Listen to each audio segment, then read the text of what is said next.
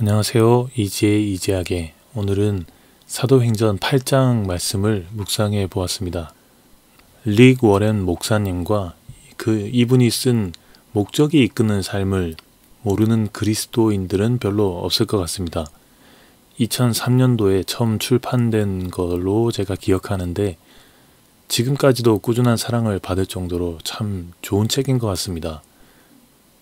릭 목사님은 이 책을 통해서 우리가 그저 아무런 의미와 목적 없이 살아가거나 혹은 순간순간의 미혹이 목적이 되어서 살아가지 않고 우주를 만드시기 전부터 우리를 마음에 품으시고 당신의 목적을 위해서 우리를 계획하신 하나님을 빼고는 삶의 진정한 의미를 찾을 수 없다라고 말을 합니다.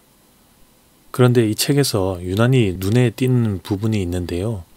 가장 중요한 것이라는 챕터 부분입니다. 이 책은 전체적으로 기독교에서 말하는 하나님이 계시고 영혼의 세계가 존재한다면 사후에 나의 영적 삶을 평가받는 기준 중에 하나가 바로 우리의 인간관계라고 합니다. 하나님을 사랑하는 법을 배우고 그 배운 대로 사람들을 사랑하는 인간관계를 쌓느냐가 가장 중요하다는 것이겠습니다. 그런데 이 챕터에서는 사랑하는 법을 배우는데 우리가 최선을 다해야 하고 그 시간을 표현하는 가장 중요한 수단이 바로 시간이라고 합니다. 시간. 돈을 더 많이 벌 수는 있지만 시간을 더 만들 수는 없고요. 시간을 누구에게 할애한다는 것은 돌려받지 못할 나의 시간을 누군가에게 선물하는 것이라고요. 관계가 중요하다라고 말하는 것만으로는 충분하지 않고 그들에게 내 시간을 투자함으로써 말과 혀로만 사랑하지 말고 오직 행함과 진실함으로 사랑하자라고 말합니다. 그런데 더 중요한 점은 문제는 우리가 언제 죽을지 모른다는 거예요. 사람은 결국 죽고 아이들은 자랍니다.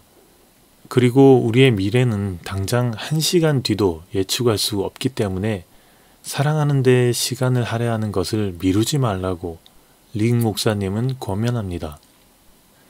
예전에 20살 때 신학교 학부 시절에 어떤 목사님이 당시 신학생이었던 나에게 가슴 설레이는 말을 남겼습니다.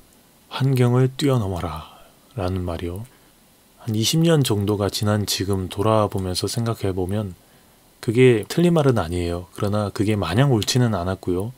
우리에게 필요한 것은 그저 시간과 사람이라는 생각이 들었습니다. 사람이라는 게 참 별거 없고요. 사람이 이룬 일도 참 별거 없다는 생각도 들고 그저 사랑이라는 관계로 지금 같이 있는 누군가가 있다는 게 그것 자체가 축복인 것 같습니다.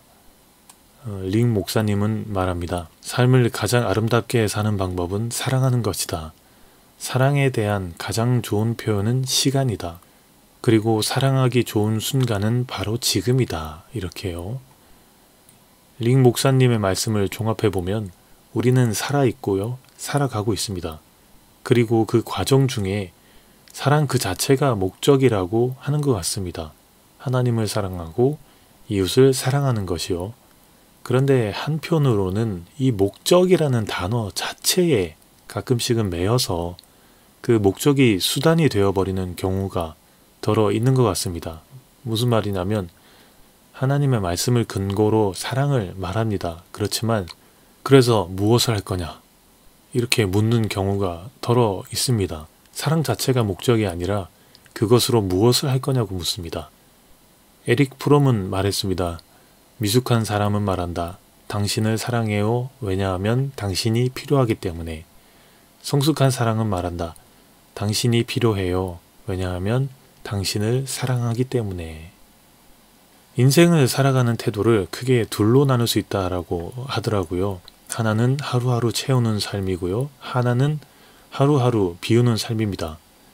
사람이 평생 살면서 꼭 어느 한쪽으로만 살지는 않을 것 같긴 한데 언제든 자기 결정으로 반대편으로 옮겨갈 수는 있을 거예요. 하루하루 채우는 삶에는 빈 구석을 찾아 채우려는 수많은 행위와 자책과 분투와 피로와 그에 따라오는 성과와 환희, 좌절, 분노, 질투나 시기와 부푸는 내 자아가 있겠습니다.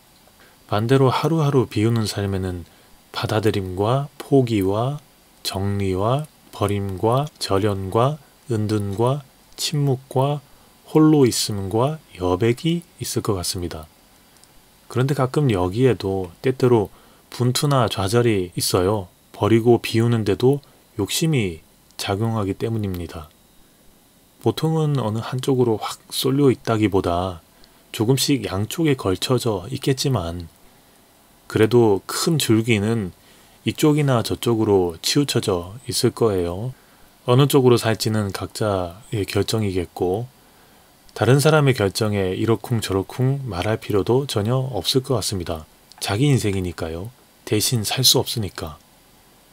그래서 더욱 이해하려고 할 필요도 없을 것 같습니다. 사람들은 이해를 중요시하지만 절대로 누군가를 온전히 이해한다라는 것은 불가능하기 때문입니다. 이해라는 행위는 그런 것 같아요. 애초에 온전해질 수 없는 마음의 행위. 우리는 누군가를 이해한다고 여기지만 그때 우리가 하는 행위는 투사나 투영, 짐작 이상은 되지 못합니다. 그러나 받아들임은 조금 달라요. 온전해질 수 있습니다. 그래서 우리가 다른 존재들과 조금이라도 평화롭게 지내려면 이해하려고 하기보다는 받아들이려고 수용하려고 하는 편이 더 나을 것 같습니다. 아마도 사랑이 바로 이런 것일 것 같습니다. 백석 시인의 나와 나타샤와 흰 당나귀라는 시가 있는데요. 가난한 내가 아름다운 나타샤를 사랑해서 오늘 밤은 푹푹 눈이 내린다.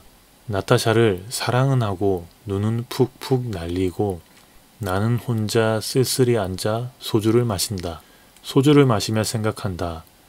나타샤와 나는 눈이 푹푹 쌓이는 밤 흰 당나귀를 타고 산골로 가자. 출출이 우는 깊은 산골로 가 마가리에 살자. 눈은 푹푹 나리고 나는 나타샤를 생각하고 나타샤가 아니올 리 없다. 언제 벌써 내 속에 조곤이 와 이야기한다. 산골로 가는 것은 세상한테 지는 것이 아니다. 세상 같은 건 더러워 버리는 것이다. 눈은 푹푹 나리고 아름다운 나타샤는 나를 사랑하고 어디서 흰 당나귀도 오늘 밤이 좋아서 응앙응앙 울 것이다. 자, 이 시에 대해서 문학평론가인 함동균님의 평론을 참고하자면 이렇습니다. 사랑이라는 신비가 출현하는 순간 모든 곳은 길이 됩니다. 누군가를 사랑할 때 그는 그 어느 곳으로도 걸을 수 있습니다. 바람 날리는 들판으로도 어떤 길로 나 있을지 모르는 숲속으로도 벚꽃이 흩날리는 꿈 같은 밤 속으로도 하늘을 덮고 있는 회색빛 눈보라 속으로도 도시의 안개 낀 골목으로도 이렇게 할 수 있는 이유는 저기 사랑하는 누군가가 있기 때문입니다. 나는 거기로 가야 돼요. 그리고 거기에 도달했을 때 사랑하는 누군가가 주인공이 되고 나머지는 배경으로 물러납니다. 사랑하는 사람이 거기 있기 때문에 나도 거기에 갈 수 있습니다. 이곳저곳 가릴 일이 없습니다.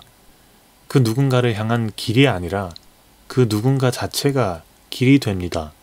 모든 풍경이 배경으로 물러나고요. 모든 땅이 길이 됩니다. 그 누군가가 그저 좋아서라는 맹목이 아니라면 누가 한밤중에 길도 없는 눈이 가득 쌓인 곳을 기쁨으로 지나갈까요? 사랑은 맹목이고 신비입니다. 어떻게 이런 것이 가능할까? 어떤 의미에서는 존재 자체가 목적이고 사랑이고 맹목이겠습니다. 하나님은 아시겠지만 우리는 모릅니다. 이유도 모르고 목적도 모릅니다. 사랑도 모릅니다. 그러나 어느 순간 돌아보면 아마 이미 그 길 위에 들어서 있을 거예요. 사도행전 8장에는 두 가지 상반된 태도를 가진 두 사람이 나옵니다. 한 사람은 마술사 시몬이고요. 다른 한 사람은 에디오피아의 여왕 간다게의 모든 국거를 맡은 관리인 내시입니다. 두 사람 다 빌립을 통해서 하나님의 말씀을 전해 들었고요. 예수님의 복음이 전해지는 현장에 있었습니다. 그런데 한 사람은 그것을 수단과 도구로 생각을 했고요. 한 사람은 그 자체가 목적으로 받아들인 것으로 보입니다. 시몬은 마술사였죠. 말씀을 보면 이렇게 소개를 하고 있습니다. 9절에서 10절까지의 말씀입니다. 그 성에 시몬이라 하는 사람이 전부터 있어 마술을 행하여 사마리아 백성들을 놀라게 하며 자칭 큰 자라 하니 낮은 사람부터 높은 사람까지 다 따르며 이르되 이 사람은 크다 일컫는 하나님의 능력이라 하더라. 이렇게요. 백성들을 놀라게 하면서 자칭 큰 사람이라고 하고 많은 사람들이 따르니까 자동적으로 지위도 명예도 있었겠고요. 돈도 좀 있었겠죠. 그런데 이 사람이 빌립이 하는 일을 보더니 돈으로 매수를 하려고 했어요. 자기가 스스로 해온 마술로 백성들을 미혹시켜 왔는데 빌립을 보더니 저거 괜찮은데 저거 좀 얻어내야겠다 이렇게 생각했나 봅니다. 그러나 성령이 돈으로 매수가 될까요? 하나님의 이적을 그런 식으로 일으킬 수 있을까요? 시몬은 하나님과 그 역사를 수단과 도구로 사용하려고 했던 마음이 있었던 것 같습니다. 그래서 엄청나게 혼나고 회개했죠. 반대로 이 내시는 신기한 게 일단은 이스라엘 사람이 아니에요. 유대인이 아닙니다. 하나님에 대해서 유대인처럼 알지는 못할 거고요. 이 사람에 대한 설명도 거의 없어서 어떤 사람인지는 잘 모르겠습니다만 다만 내용을 보고 추측을 해보면 그동안 구약의 이런저런 기적과 정복의 역사들로 야훼라는 어떤 신에 대해서 들어봤을 수도 있겠고요. 그래서 지적인 호기심에 하나님의 말씀들을 읽어봤을 수도 있겠죠. 아니면 우연하게도 이방인으로서 하나님을 섬기는 가정이었을 수도 있겠습니다. 왜냐하면 구약 시절에도 사실 이방인 중에서도 야훼를 섬기는 사람도 있었기 때문입니다. 그런데 참 재미있는 것은 이 부분이에요. 27절에서 28절까지입니다. 일어나 가서 보니 에디오피아 사람 곧 에디오피아 여왕 간다게의 모든 국고를 맡은 관리인 내시가 예배하러 예루살렘에 왔다가 돌아가는데 수레를 타고 선지자 이사야의 글을 읽더라. 누군가 시켜서 한 것도 아니고요. 스스로 예배하러 예루살렘까지 왔다가 예배드리고 돌아가는 길에 또 말씀을 스스로 읽고 있었다는 것. 이것이 정말 신기한 부분입니다. 그리고 더 신기한 부분이 있습니다. 35절에서 36절까지의 말씀입니다. 빌립이 입을 열어 이 글에서 시작하여 예수를 가르쳐 복음을 전하니 길 가다가 물 있는 곳에 이르러 그 내시가 말하되 보라 물이 있으니 내가 세례를 받음에 무슨 꺼리낌이 있느냐 이렇게요. 인도하심에 따라서 빌립을 만나게 되었고 하나님과 예수님에 대해서 성경의 뜻을 해석해서 듣게 됩니다. 그리고는 확신을 하고 거침없이 바로 세례를 받습니다. 먼저 살펴본 마술사 시몬과는 반응이 조금 다릅니다. 시몬은 하나님의 말씀과 이적을 도구로 생각했던 것 같고요. 반면 상대적으로 이 내시는 하나님과 그 말씀 자체를 좋아하고 사모했던 것 같아요. 그러니까 한 사람은 돈 줄 테니까 그 능력 나한테 달라고 기도하라고 하고요. 한 사람은 세례받고 싶다고 말했던 것 같습니다. 우리는 가끔 목적과 도구를 혼동합니다. 목적은 지향하는 것이며 도구는 그것을 이루기 위해서 사용하는 것이죠. 예를 들어서 돈을 버는 이유가 무엇인가 했을 때 보통은 좀 더 윤택하게 잘 살기 위함이다 라고 말하겠죠. 더 잘 살기 위해서 돈은 필요한 수단이고요. 도구입니다. 돈이 마냥 나쁘다고 말하는 사람도 돈이 그저 좋다고만 말하는 사람도 옳지만은 않을 거예요. 어쨌든 도구로서의 돈은 참 유용합니다. 돈이 좀 더 많으면 많을수록 가족을 부양하고 자신의 삶의 질이 좀 더 나아지는 것은 부정할 수 없습니다. 그러나 다만 돈을 위해서 가족과 함께 할 시간을 버리고 자신이 지향하는 삶의 일관된 목표를 무시해야 된다라고 한다면 돈은 더 이상 도구가 아닌 목적이 되어버린 거겠죠. 문제는 우리가 바라는 목적을 두고서 거기까지 가기 위해서는 일련의 도구들이 필요하겠는데요. 목적으로 삼을 만한 것들이 있겠고요. 도구로서 쓰일 만한 것들이 있겠습니다. 그런데 도구로서 쓰일 만한 것들이 목적이 되고 반대로 목적으로 삼을 만한 것들이 도구가 되어버리면 이러면 이제 문제가 발생하게 되죠. 집착이 생기고 희생을 필요로 하게 되고 목적도 없어지면서 자신의 마음과 이웃과의 관계가 망가지기 시작하겠습니다. 삶은 아마도 목적을 이루기 위해 여러 도구들을 찾거나 만들어서 사용하는 것 같습니다. 목적은 사람마다 다를 수 있겠고요. 도구도 다양하겠죠. 도구는 목적을 위해 존재하기 때문에 그저 필요한 것이 있으면 되겠습니다. 더 좋은 것, 더 나은 것, 더 많은 것도 필요 없겠고요. 반대로 더 못한 것도 필요 없겠습니다. 문제는 만족의 정도가 문제인데 만약 충분히 만족하고 있다면 지금 가진 도구도 문제없다라고 생각하겠고요. 만약 그렇지 않다면 더 좋은 거, 더 나은 거, 더 많은 거를 찾게 되겠죠. 하나님이 그러하셨듯이 우리의 목적은 사랑이지 더 장엄하고 더 완벽하고 더 좋은 것은 아니겠죠. 성전도 물질도 다 도구이겠습니다. 지난 월요일에 아들 녀석 심리와 발달검사 결과가 나오는 날이라서 병원에 다녀왔습니다. 어느 정도 예상은 했지만 예상했던 결과지로 받아보니까 왠지 마음이 좀 이상했어요. 그래서 왜 그럴까? 분명히 예상은 했는데, 분명히 생각했는데, 가만히 생각하다 보니까 내가 이 아이를 목적으로 삼았을까, 도구로 삼았을까 하는 생각이 들었습니다. 나중에 이 녀석이 자라서 나를 좀 부양하도록 하고 나도 그동안 키우느라 고생했으니까 좀 당연하게 얻어내고 그런 심산이었었나 봅니다. 그러니까 마음이 이러죠. 아니라면 그 아이가 그냥 그 자체로서 소중하고 귀한 목적이겠고요. 사랑의 대상이겠죠. 그것이 하나님의 마음일 텐데 내 마음이 그랬던 이유는 이 아이가 목적이 아니었던 거겠죠. 생각해보면 하나님은 나에게 무엇인가 바라고 오늘도 살아가도록 하신 게 아닐 텐데 나는 오히려 하나님을 도구로 삼아서 내가 원하는 것을 얻어내고 이루려고 했구나 하는 생각도 듭니다. 하나님은 우리에게 목적일까요? 아니면 수단이나 도구일까요? 성경은 말합니다. 지금 누리고 있는 거 그거 다 없어도 하나님 섬길 수 있겠냐고요. 하박국 3장 17절에서 18절까지의 말씀이 있죠.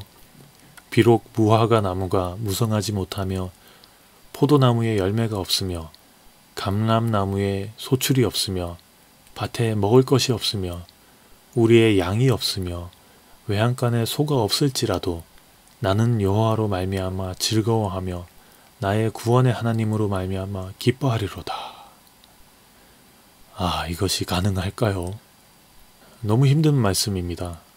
그러나 신앙은 원래 더럽게 힘든 거예요. 피할 길을 내주시는 하나님이시지만 분명한 것은 반드시 대면하게 하시는 것 같습니다. 그리고 그 일련의 과정을 지나면서 우리가 버티고 견디게 하신다는 거, 도대체 뭘 얼마나 괴롭게 하시려고 그러나 하는 생각에 또 두려움도 드는데, 그러나 예수님은 이렇게 말씀하셨죠. 마태복음 6장 33절 말씀입니다. 그런즉 너희는 먼저 그의 나라와 그의 의를 구하라. 그리하면 이 모든 것을 너희에게 더하시리라. 존버하는 게 신앙이고요. 그렇게 버티고 견디는 게 우리 힘이 아니라 성령의 힘이겠습니다. 예수님의 말씀, 하나님의 구원이 우리의 수단과 도구가 되어서는 안 되겠고요. 그저 그 자체가 목적이 되어야 되겠습니다. 그동안 우리의 목적은 어디 있었고 그것을 위한 수단과 도구는 무엇이었는지 한번 생각해 보면 좋을 것 같습니다. 기도하겠습니다. 하나님 감사합니다. 그저 저희를 사랑하셨고 그래서 세상을 만드시고 저희를 또 만드셨습니다. 그리고 저희에게 세상 모든 것을 맡겨주시면서 다스리라 하셨고 저희끼리 서로 사랑하라고 하셨습니다. 그것 자체가 목적임을 압니다. 그러나 하나님, 저희는 때로 그 하나님의 사랑을 목적이 아닌 수단과 도구로 삼고 있지는 않았는가 생각합니다. 하나님 용서하시고 하나님이 목적이 되게 하시고 사랑이신 하나님을 닮아서 그 예수님을 닮아서 우리가 사람을 사랑하고 하나님을 사랑할 수 있도록 인도하여 주시옵소서. 예수님의 이름으로 기도합니다. 아멘.